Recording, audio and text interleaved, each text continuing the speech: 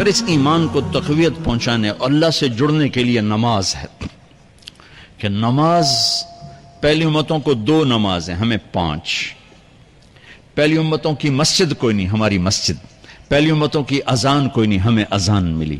اور اذان اتنا بڑا عمل بنا دیا میرے نبی نے کہ آپ نے فرمایا کہ اذان دینے والا قیامت کے دن سب سے اونچے مقام پر کھڑا ہوگا.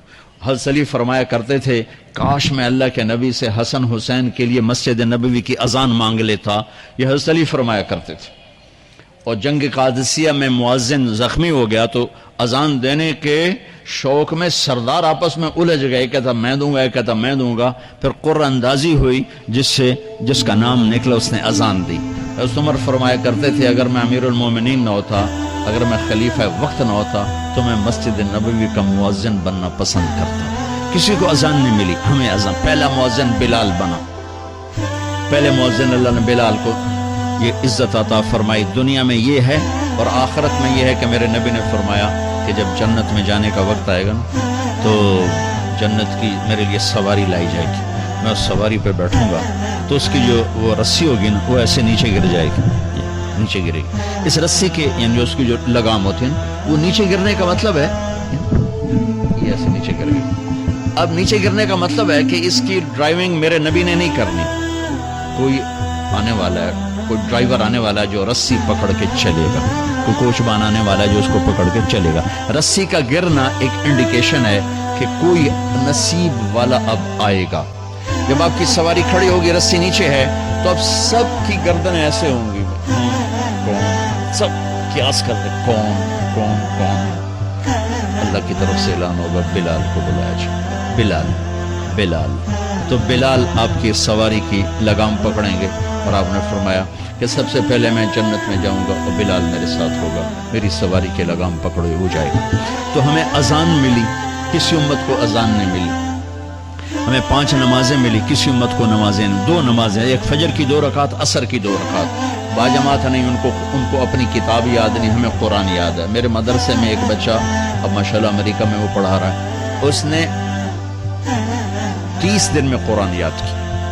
صبح یاد کرتا تھا، شام کو تراویح میں سناتا تھا. میرے مدرسے کا بچہ ہے، صبح بیٹھ کے مغرب تک پورا ہے سپارہ یاد کر کے اور عشاء کو تراویح میں سنا دیتا تھا.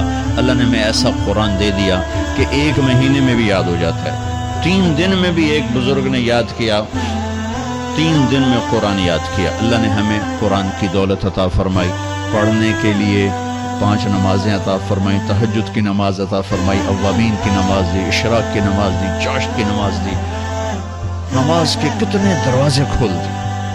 اور میرے نبی کی آخری نصیحت تھی میری امت نماز نہ چھوڑنا، نماز نہ چھوڑنا، نماز نہ چھوڑنا. اور اس 14 صدی میں کوئی موقع ہے نماز چھوڑنے کا تو وہ میرے نبی کے نواسے کی کربلا کا ہے کہ جب ظلم بھی انتہا پر تھا اور مظلوم بھی اپنی آخری حدوں پر تھا اور کائنات نے نہ ایسا ظلم دیکھا، نہ ایسے مظلوم دیکھے، نہ ایسی پاکیزہ ہستیاں دیکھی، نہ ایسے درندے دیکھے.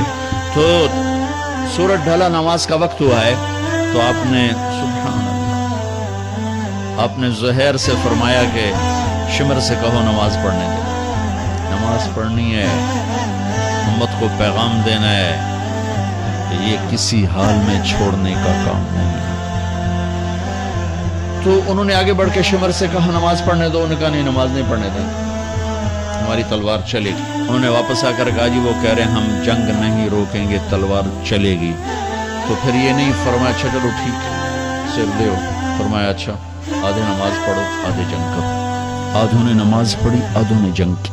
پھر انہوں نے جنگ کی اور پہلوں نے نماز پڑھی. اور عصر سے پہلے سب کے سر کٹ کے نیزوں پہ چڑھ گئے. یہ وہ ہستیاں ہیں جن کو میرے نبی نے کہا میری آنکھوں کی ٹھنڈک حسن حسین، میرے جگر کے ٹکڑے، میرے جنت کے پھول. پتہ نہیں کیا کیا تشبیہات دی ہیں میرے نبی نے. اور جنت کے نوجوانوں کے سردار حسن اور حسین. اور پھر نماز نہیں چھوڑی. ان کو جنت کی بشارت تو ماں کے دودھ پیتے مل گئی تھی، کربلا کی وجہ سے نہیں ملی سرداری ان کو. وہ تو ان کے سر کا صحرا ہے الگ. ان کو سرداری جنت کے ملی ماں کا دودھ پیتے ہوئے کہ جنت کے نوجوانوں کے سردار ہیں حسن اور حسین. نماز نہیں چھوڑی.